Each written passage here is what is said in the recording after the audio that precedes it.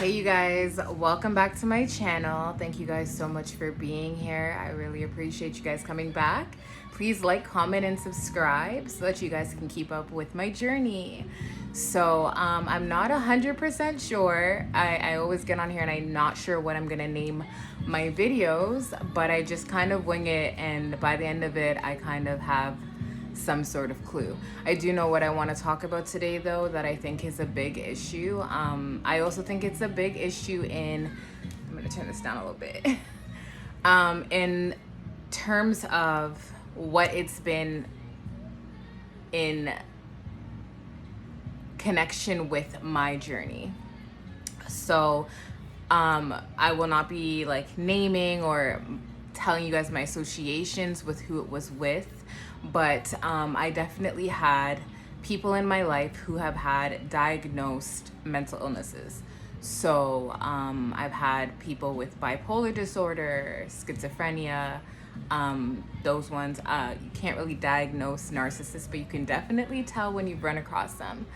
And I've had a few of those. So what I want to say definitely, just to start off with, is to understand what your position in this is. So you have to kind of understand where you came from. What is the thing that attracts these people to you? What do you get from it? Is it depleting you? Are you gaining something from it? Because I feel like my whole thing, when I came across these people, was that I had underlining issues of having, if you've seen my other videos, I've mentioned that I've had like difficult relationships with my mother growing up and with my father, who was pretty absent. I'm gonna keep it, listen, I don't have a mask on, and so we're here, and if we're gonna have a real talk, we're gonna have a real talk. So with that association, whatever you want to call it, relationship, not association. Ooh, I'm sorry, mama. With that relationship, I understand more now as an adult what it's like to be a single mother. And I'm not a single mother. Ooh, child, this video is messy. Okay, guys. But I understand what it's like to be a person, an independent person, just trying to survive and being in survival mode. And, not all the time is that gonna come across pretty or nice. Some men like to label it masculine, for raising your kids or for being independent or for having these different things. And anyways, my what I got from that relationship was, she could be a bit short, and if things were not correct, there would be a lot of stress in the home that made me kind of feel like throughout life I was walking on eggshells. Right? So like on eggshells with my mom, just to make sure that things were okay, make sure that this is here and make sure that this is here, so that I don't have to hear her be upset when she comes home from work.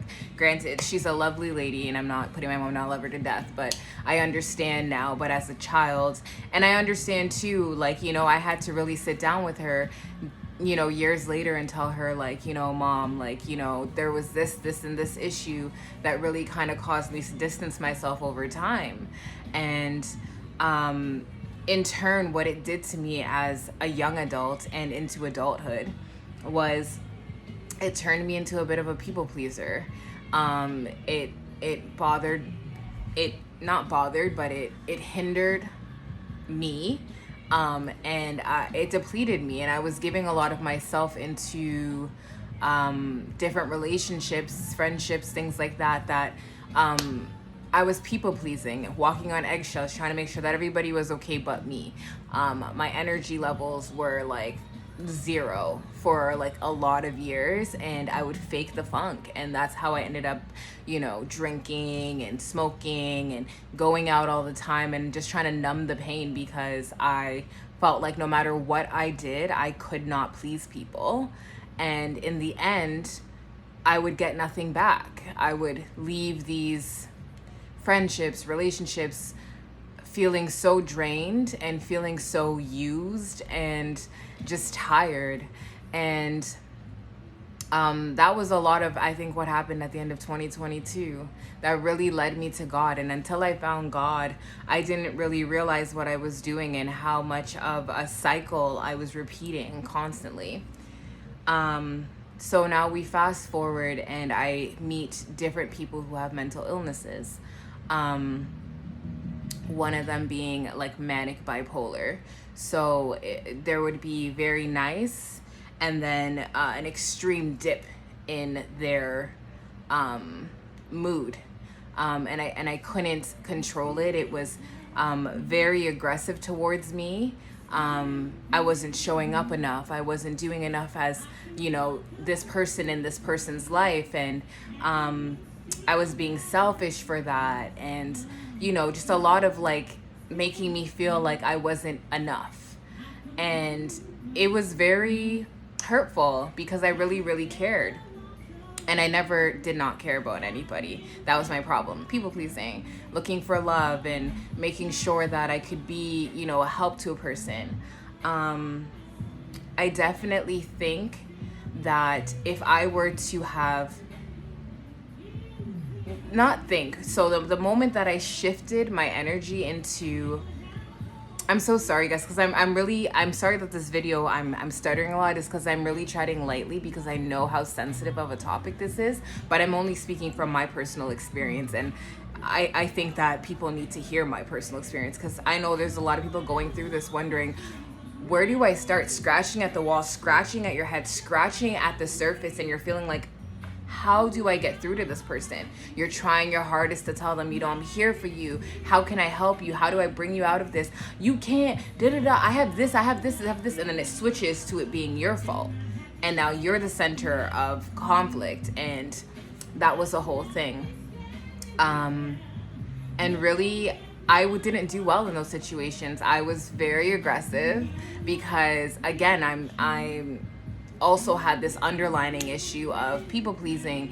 And when I wasn't people pleasing, instead of me getting sad, I kind of got, I was also an abuse victim. So when I was hearing these things back, I was reacting with the abuse victim mindset too. So it was a lot of different things.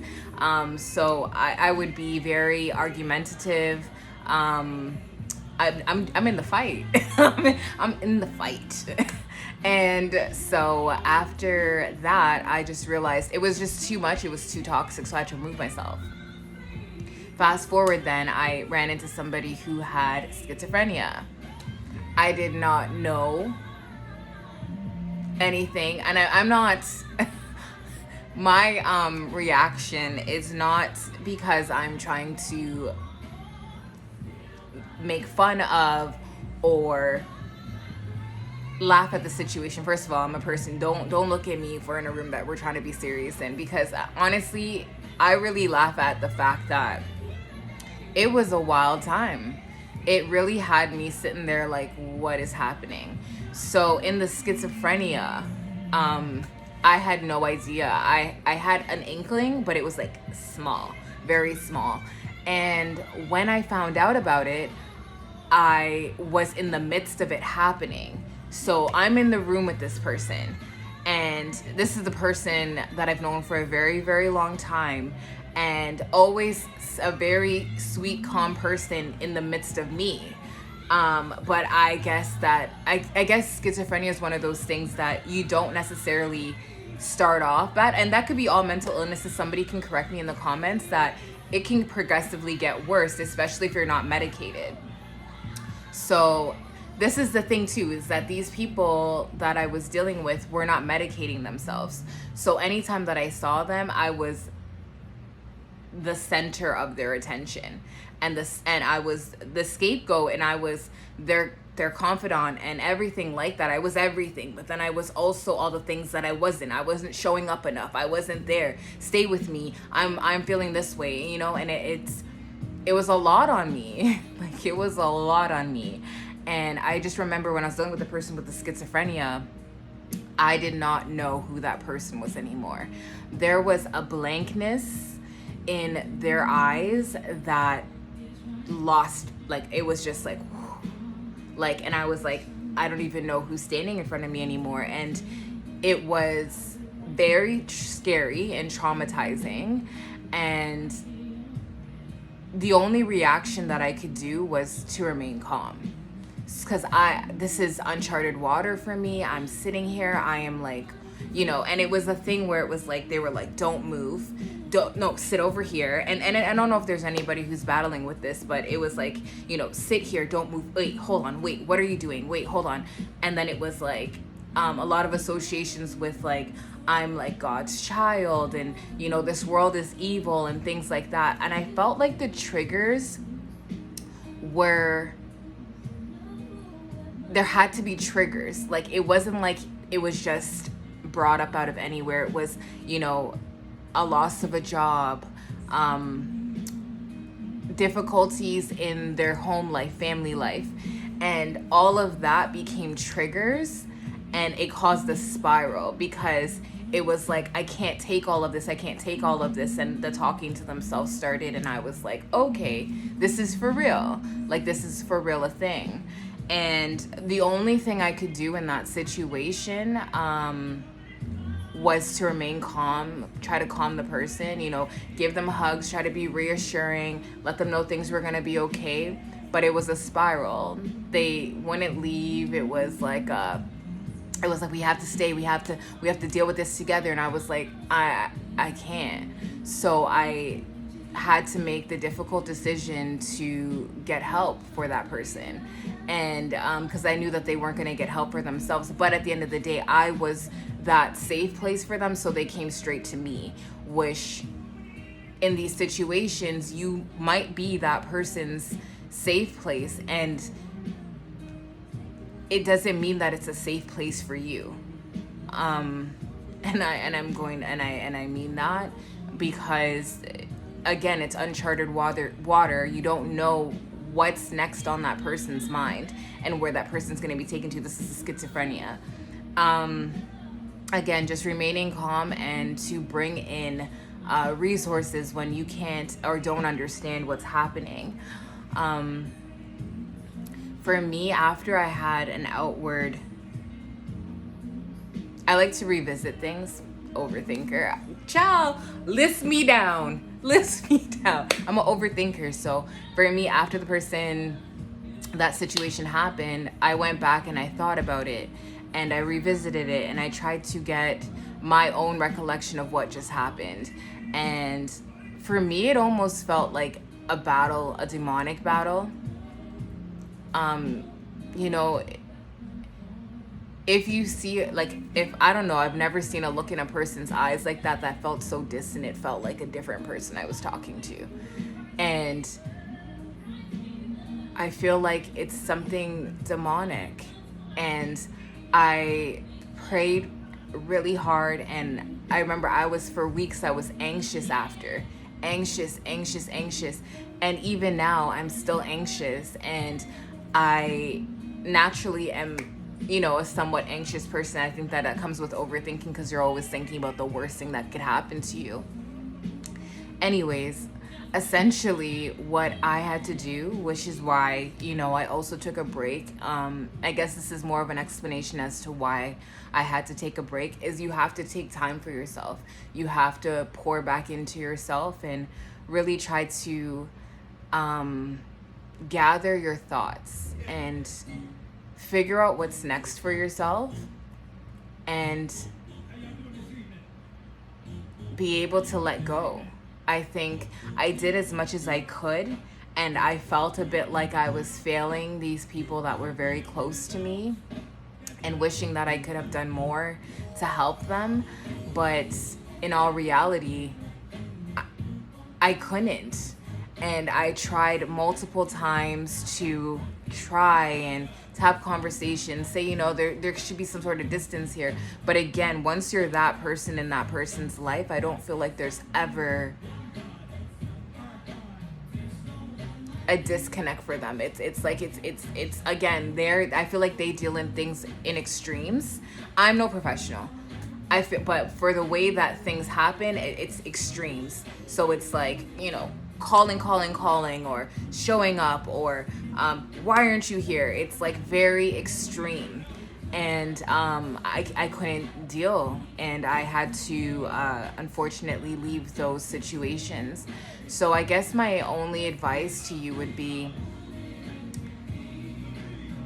well, not only advice, I hope that you got quite some advice from this, and really pay attention to the things that I have an issue with in myself that again attracts these people, maintains these relationships, and tries to be hero, or I wouldn't even say hero, but just trying to help.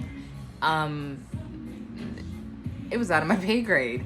I don't even know, but like, I knew that I wasn't going to be enough in that situation, and maybe there was some sort of aspect of that in the people pleasing. Maybe not being enough, it causes the attraction for me wanting to do more. And yeah, it causes the attraction and wanting to do more because you want to please this person. So it was a bad cycle. But in turn, like I said, what I had to do was cut it out, and now it's really just paying attention to how I can change these elements of myself while still maintaining the beautiful parts of me. But I think that there are some things that we have that we need to look at. Because I only say beautiful parts of me because I think that with the overthinking and the people pleasing, it's having a big heart. It's wanting the best for people. It's wanting to be accepted. It's wanting love. But it's a terrible cycle. And the basis of why you're doing it is not bad, but the actions in which you choose to do so, that's the problem. And I just really hope that everyone can get right with their mental. And this is a journey that I'm on. And you guys, I don't sugarcoat anything. These are real life situations that have happened to me. I'm speaking from my experience. I'm not registered clinical hoopla. I am Precious, trying to tell you guys my experiences, and just hoping that, you know, in hearing me, that you can get this. And it's not going to be easy. And, you know, at the end of the day too, in my transition, God cut a lot of things off for me. A lot of things broke off of me. A lot of people broke off of me. And I think it was for the betterment of me. And even having a person come back into my life that was constantly reminding me of the past place that I was at. And I was like, I don't need to hear, you are this, you are that. I know you, girl. I know you, girl. Like, so in that, it's like, it was hindering my growth. It was hindering what I was trying to achieve moving forward. And all of that things, all of them stuff had to break off of me, because really at the core of you, when you hear something enough, or you surround yourself in enough of it, it becomes you, it consumes you, and there's really no way out of it. Anyways, guys, I'm so sorry. Didn't mean to make this super long, but I definitely just wanted to let you guys know that you're not in this fight alone, and you don't have to be. Get help for your people. Pray for them. You know, remove yourself and pray for them. That sometimes that's the best thing that you can do for yourself. For myself, yourself, ourselves. You know what I'm saying? Anyways, thank you guys so much for watching. Please like, comment, and subscribe. And if you have any questions for me, any topics you want me to talk about, because I've been here, and there, honey. Okay? So if there's anything that you guys want to talk about, or would love for me to touch on, or other ways that I've dealt with things, please just let me know in the comments, and I will be sure to include that in my next video. Thank you guys so much again, and I'll see you guys in my next video. Bye.